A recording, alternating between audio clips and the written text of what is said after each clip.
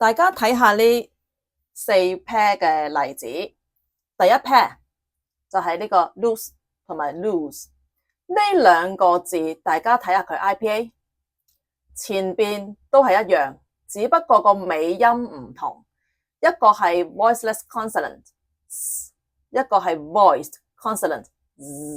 嗱，大家記唔記得呢一 pair 嘅 consonant 咧？其實佢個嘴型同埋條脷嘅擺位一模一樣嘅，只不過一個係 voiceless， 一個係 voiced。好啦，呢一個 vowel 緊隨其後有一個 voiceless consonant 強噴氣嘅，為咗要方便呢個強噴氣嘅動作咧，呢個 vowel 係會被縮短嘅，變成 loose。好啦，呢一個 vowel 呢一個 vowel 後邊嗰個係 voiced 嘅弱噴氣，所以佢係不會被縮短，所以佢係讀 lose。所以咧，大家去分辨呢兩個字嗰個音咧，其實係靠分辨呢一個 vowel 嘅長短去分別噶。就咁聽咧，其實真係聽唔出同埋收尾係有咩唔同。好啦，所以咧，我喺呢度咧都鼓勵大家查字典啊，因為就咁睇咧，你係估唔到呢個字反而去讀短啲嘅喎。佢雖然有兩個 O 長少少，長過呢個，但係佢係讀短啲噶，呢個係讀長啲噶，所以一定要查字典啊！大家都係呢個 SE 收尾，一個係一個係 Z， 所以咧 Phonics 幫唔到手嘅呢度，一定要查字典睇 IPA。好，第二 pair 例子又係一樣嘅情況啊。第一個 safe， 第二個 safe， 呢一個咧，大家應該明白啦。呢一個係會讀短啲嘅，因為佢後邊緊隨其後有個 voiceless consonant 強噴氣，所以呢個 vowel 係會被縮短嘅。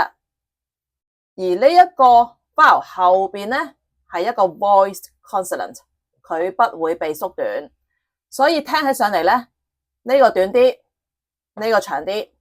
safe。嗱，大家唔好信我，大家自己去查字典啊。好，第三 pair， 呢一 pair 有啲特別啦，佢係呢一個雙母音做嗰個 vowel 嘅。呢一個雙母音咧喺咁多個 vowel 入邊咧，佢個口擘得最大。所以佢比後邊嗰個 voiceless consonant 縮短得嚟咧，佢個嘴巴都會收細少少，令到佢有個變音。